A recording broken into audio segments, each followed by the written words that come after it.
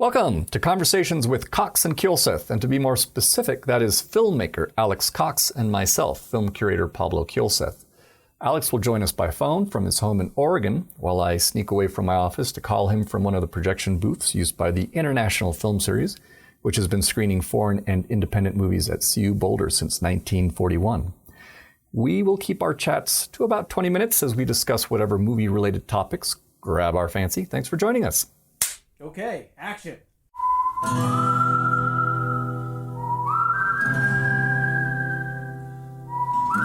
Sunrise doesn't last all morning. Calling Jason's cell phone now. A cloudburst doesn't last all day. Purly, purly, purly, purly, purly, purly, purly.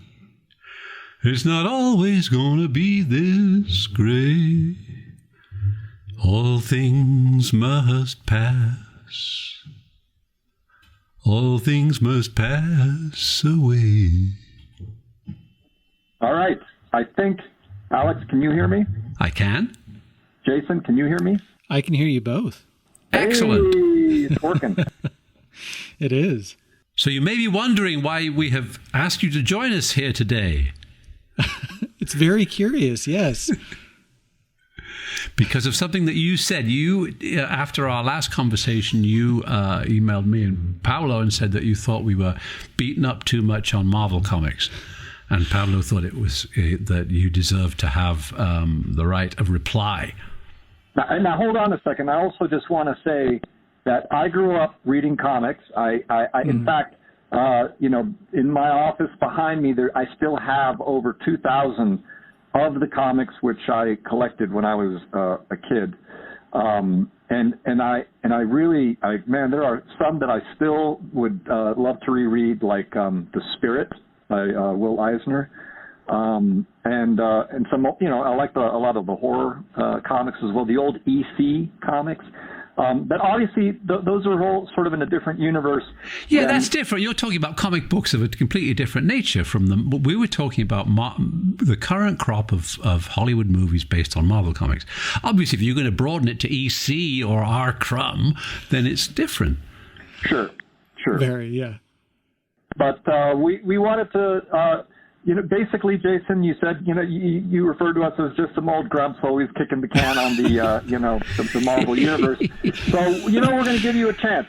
Come on and expand on, some of your thoughts. What's going on? And that was just it. I think it was maybe the second time that I heard you guys kind of rag on them a little bit. And I'm not here to say, as I've mentioned before, that they're cinematic masterpieces by any stretch of the imagination. It just seemed kind of funny the few times I've heard you guys kind of rag on them a little bit. I feel like they do get beat up a little bit by kind of more the cinephile crowd and dismissed, whereas I feel like there's at least a few of them anyway that deserve a little bit of merit and a little bit of recognition for which ones do you think are the most meritorious? Well, so I have my own personal favorites. In general, I think that the cultural significance of them is really impressive. The fact that they've been going for well over 10 years now, really strong. And I think have managed to make a pretty cohesive story over those 10 years, even if some of the films aren't particularly good. Personally, I'm more of a fan of the Captain America ones, which I know plays into what you guys were talking about last time with a bit of the propaganda style, especially considering his comics originally were very much propaganda, basically. I mean, they're very much on the American side about just beating up Nazis. And well, yeah, I mean, everybody can agree on that. Exactly. And the first film of his does do that, or of that character does do that. But it's kind of funny because they play on that where, he's not comfortable being used that way, and really wants to be a little bit more active in instead of just being a propaganda machine. But, beyond that, I find what they do with his character a lot more interesting because they kind of pit him against his morals and kind of like, hey, you're in this situation where the morals are much more gray. So how does his character kind of deal with that? Mm-hmm. Yeah, they've definitely had an undeniable cultural influence, and they've found a really good way to bring character arcs over 10 years and have a pretty satisfying conclusion to them, at least in the most recent films, where they did actually kind of finish off with like Captain America and Iron Man, and have satisfying conclusions to those arcs, I think. So it's really more of the sense of how the grand scale has actually been overall, generally speaking, kept together pretty well, even if there's been a couple of missteps along the way.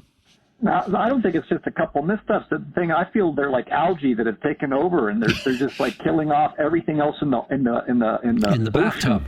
If you look at the top grossing films of 2019, literally 7 titles are from Walt Disney, 2 are from Warner Brothers, and 1 is from Sony Pictures.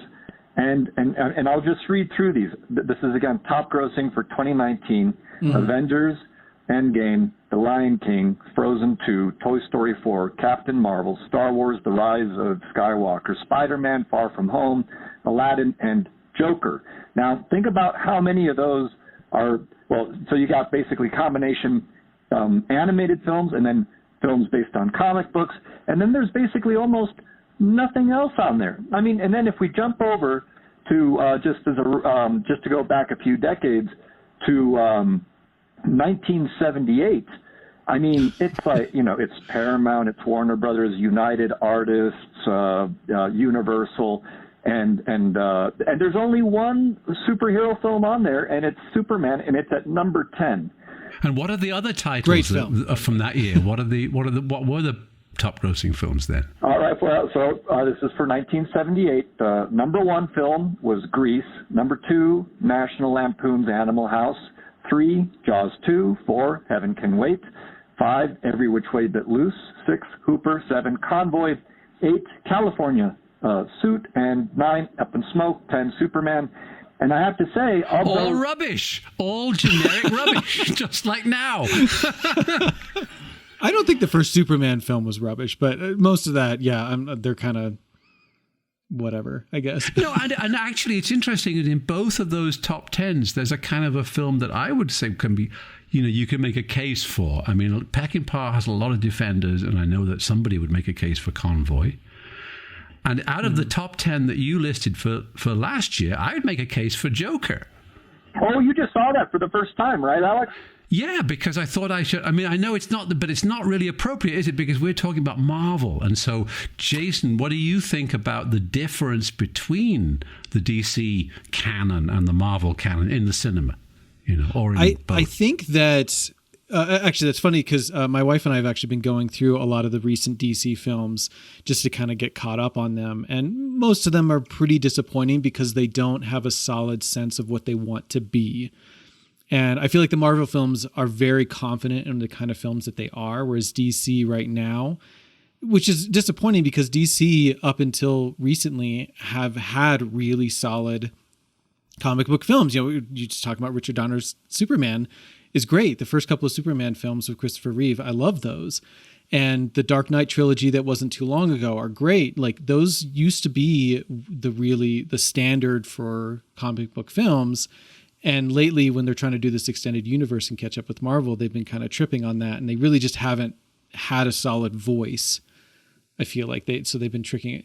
And the Joker film definitely is more like what DC films should be in the sense that it did have a very solid voice. I personally kind of found that one a little boring. Oh, see, I really liked it. Yeah, I'm not surprised. I think after we watched it, we're like, yeah, Pablo would have liked this movie. Well, I mean, I also like King of Comedy, which mean, it feels like the Joker was very much sort of a weird, tile in that universe. But it's interesting because it references all this stuff. I mean, it's kind of the first half is really kind of like Death Wish, and then in the second half it becomes sort of V for Vendetta, and I kind of like the Death Wish references better than the V. Once they all put masks on and just mill about with fiery torches, why can't they ever do good riots in movies? missed opportunity. There's got to be some good riots. Let me think of that. But before I forget, Alex, you then, as we were discussing this or shooting some emails back and forth, you shared with us a script that you co-wrote with Stan Lee. Which blew my mind, by the way. I saw that. I have questions, definitely. What? Yeah. I mean, basically, the big one is Alex, how did you come across getting involved in this project? Because back long ago, Stan Lee was trying to get movies going when he was part of Marvel before he got ousted from Marvel and had his own company, POW. Mm-hmm. But back in this is years and years ago, Stan Lee was trying to get movies going, based on his comic books like Spider-Man and I had gone to the offices of American Zoetrope, Francis Coppola's company in San Francisco, I think, to borrow a video camera or something like that. And somebody said to me, "What do you think of Marvel comics?" I go, "I don't know, they're fine. Yeah, great." And he goes, "Because this guy Stan Lee just called us and he wants to do movies with his comic books. What should we do, And I said, "Oh, Doctor Strange, of course." And so somehow I became part of that project because I'd been in the room and met Stan Lee, and we had a lovely meeting and talked about it, and we were so into doing a Doctor Strange movie, and also it was going to be like an environmentalist movie as well, and had all this stuff go on, and Dormammu was the enemy, and we went into the dread dimensions of Dormammu, and it was but thinking about what you was saying, what Stan and I did was we ran the gamut of Doctor Strange. But what they did when they made the movie is they just did a very thin little origin movie, just about the origin of Doctor Strange, a kind of medical thriller thing. Yeah. And but I see why they did that, because they're trying to set it up as a series of films, aren't they? Yeah. And I don't think many people are as familiar with who Doctor Strange was. Because he was a kind of a black magician. He was a master of the mystical arts, and he could travel through time and space, and he was doing battle with this smoke-headed monster called Dormammu, who was the master of the dark universe. Yeah. and the visuals by the comic book artist Steve Ditko were the best comic book visuals, or at least among the best comic book visuals ever. I think everybody agrees upon that now. So what happened to that version? Oh, so we did our script, but the usual thing, we could never get it on, we passed it around and stuff, and Zoetrope were going, well, maybe we get Nick Cage to be Doctor Strange. Yeah, that'd be great, but he and his uncle didn't get along that well, and so they didn't really know how to broach it to him, and it just Stan, if I finished it, because Stan and I wrote 80% of it, and then they said, oh, we're not going to be able to get it on, but I finished it up anyway, and then they were really surprised at Marvel, because it meant I'd worked for free, but I just thought, man, it's worth it, because I love Doctor Strange, and maybe we can get it on.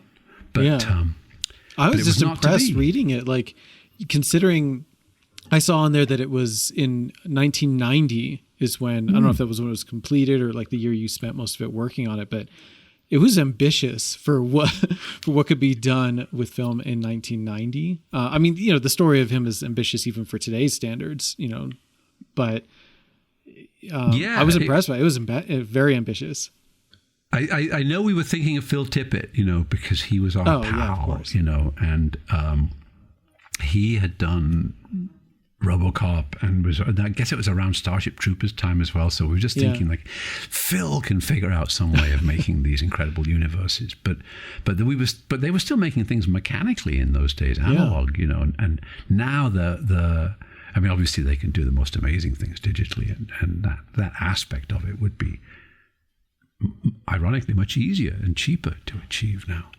But I liked what you were doing with the character in the script and everything, and kind of how it all came together. And it seemed very much kind of going with Stan's original look.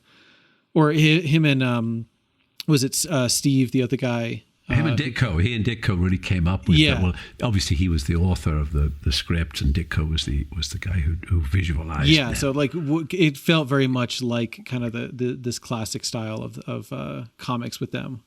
So I enjoyed it. Anyway, I actually finished it last night, but. I mean, he was a really good writing partner. I mean, because he was so able, and he could come up with a unknown quantity of ideas, and literally limitless quantity of ideas, but also could be very could edit very quickly and knew what was going to work, what wasn't going to work, what we would do here, what we would do there, and stuff. The only thing what sidetracked me was he had to go away and write Spider-Man, and so every day he would disappear at a certain point to write the 3-panel Spider-Man strip. Oh, wow. And I would go, why don't you just get somebody else to do that, and we can work on Doctor Strange? He goes, no, I have to do this every day, you know. Yeah, I can imagine, especially even then he was a busy guy. It seems like he was super busy all the way up until he passed. Really, and all his life, because even after he was kind of ousted from Marvel, but he had his own company, this multi-million-dollar production company, and he was a phenomenal character. Busy guy. Stanley. Oh, yeah. I mean, he was just a really, really nice guy. I mean, he was very, very easy to work with. I used to just go around his house, and we'd just sort of sit around his house and work on it. And he was very generous and pleasant. And the only thing was I couldn't, I could only have him for a certain part of the day, and then he had to go away and work on the daily Spider-Man strip, which. Whereas I was like, Stan, this is where the big money is, but he knew better. He knew that however much he earned off the Spider-Man strip, like $100 a day or something, that was guaranteed. Right. Well, yeah, because that's just it with these kind of films. You never know if they're going to pick them up, and there's really nothing, no money that's necessarily thrown around until somebody signs on, right? Because that was the thing, because we were just doing it all on spec. I mean, we didn't have a deal with, I don't think, with Zoetrope or anybody, really. Yeah. I mean, we made a deal that Marvel would own the rights to the screenplay if it got made. I mean, all of that stuff was dealt with, but I don't think anybody got paid. I think we just wrote because we loved the project, Mm-hmm. No, that's good. I mean, that's I think that those kind of projects that have that passion behind them, and you get fans of the source material forward, that usually kind of makes for much better end results, I guess, at the end. And he really wanted it to. He said, "There's no point in doing this thing unless it's got some purpose." He was a bit like Roger Corman in that way. He said, "There's got to be some kind of message to this thing, or it's not even worth doing."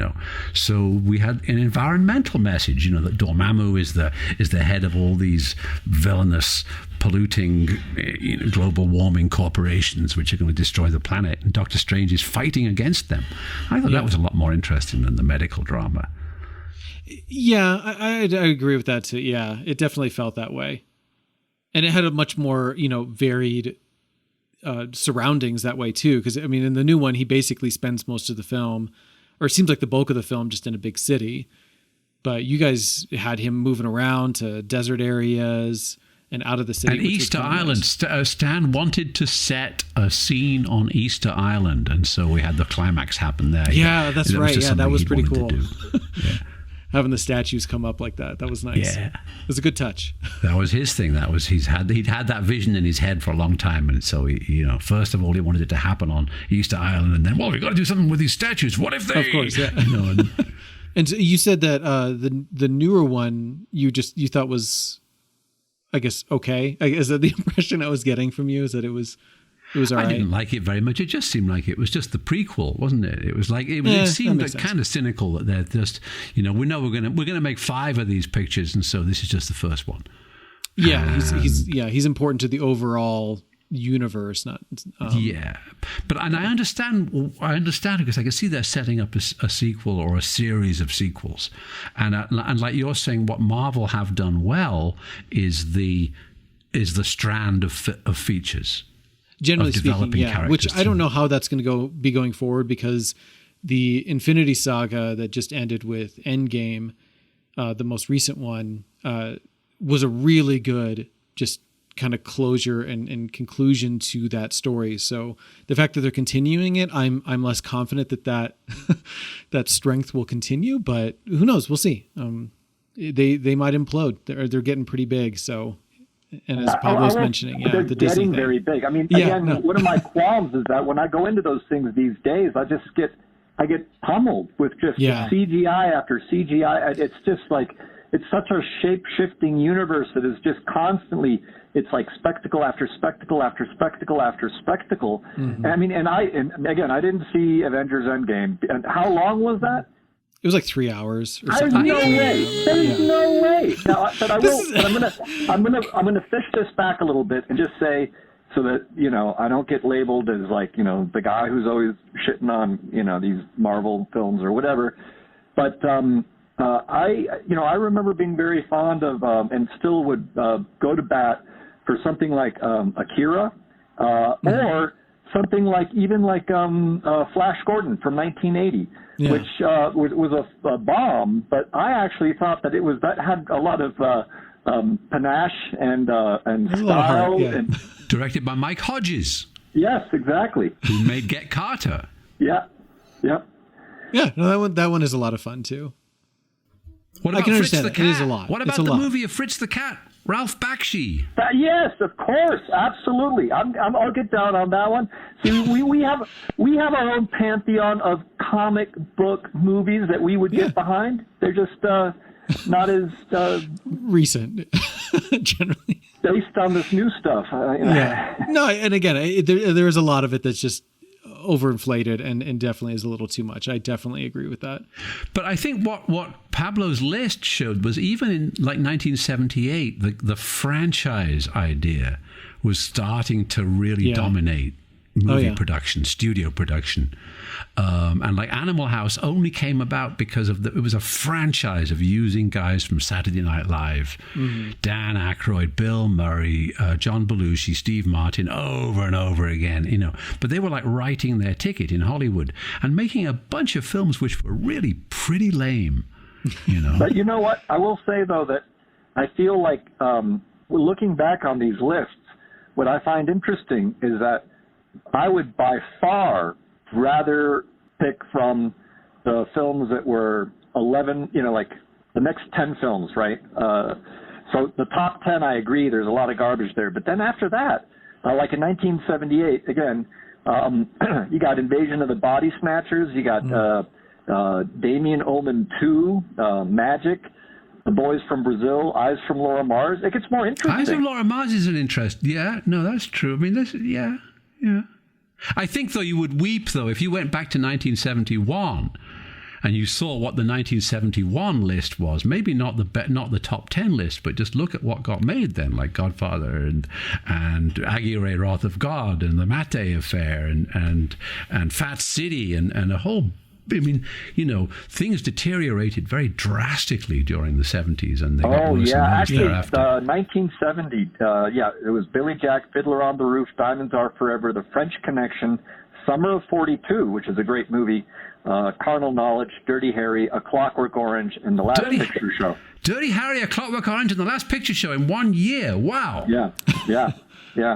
So you see, Jason, this is what you have to deal with. You've got these two old men who are still living in the 1970s. So we didn't even finish the list, because then after The Last Picture Show, it's Bedknobs and Broomsticks, and then Sweet Sweetback's badass song. Yeah. Willard, The Hospital, Clute, The Andromeda Strain. Clute. Escape from the Planet of the Apes, Shaft, Cold Shaft.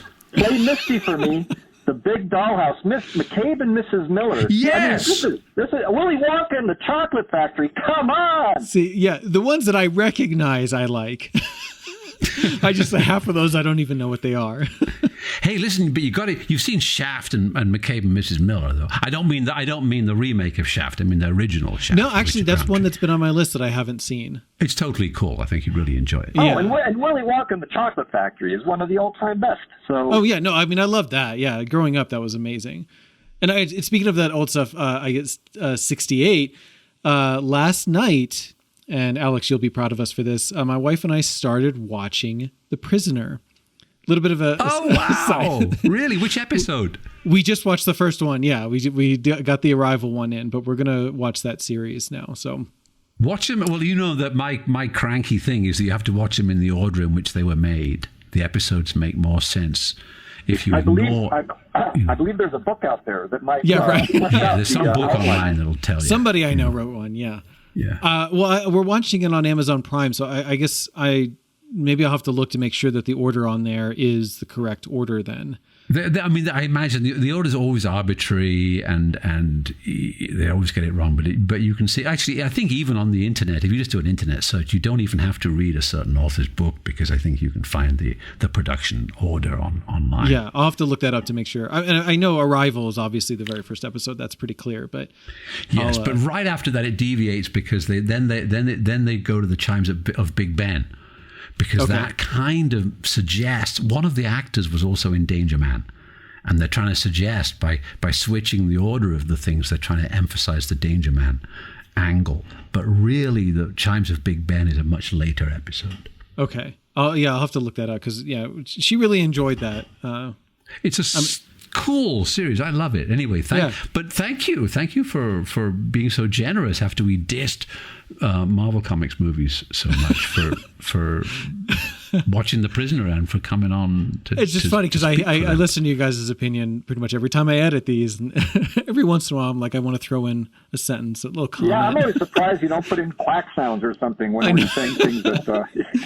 I should do something. It could be like Howard the Duck noises. That's it. No more Mr. Nice Duck. Great. Awesome. Well, hey, listen, on that, we should probably wrap up, because we got Thanksgiving tomorrow, and, we're past our 20 minutes. So, but I certainly appreciate having both of you on, gentlemen. Of course. Thank you for having us.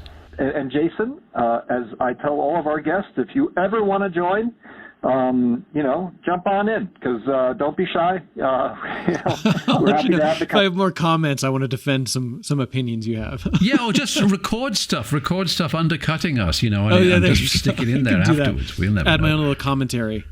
Exactly. All right. Cool. Well, again, gentlemen, thanks so much, and we'll talk again soon. It was great talking to you guys. Happy Thanksgiving. You too. Happy Thanksgiving. Ciao.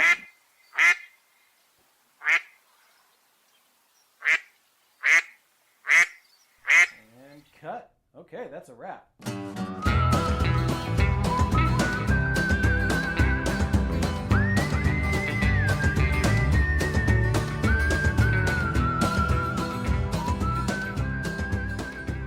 Thanks again for joining Alex, Cox, and myself today. I'd like to thank Jason Phelps for handling the audio, and Ted Thacker for letting us use the intro to his song, The Ballad of Slim Cessna, for the musical cues that bookend these conversations.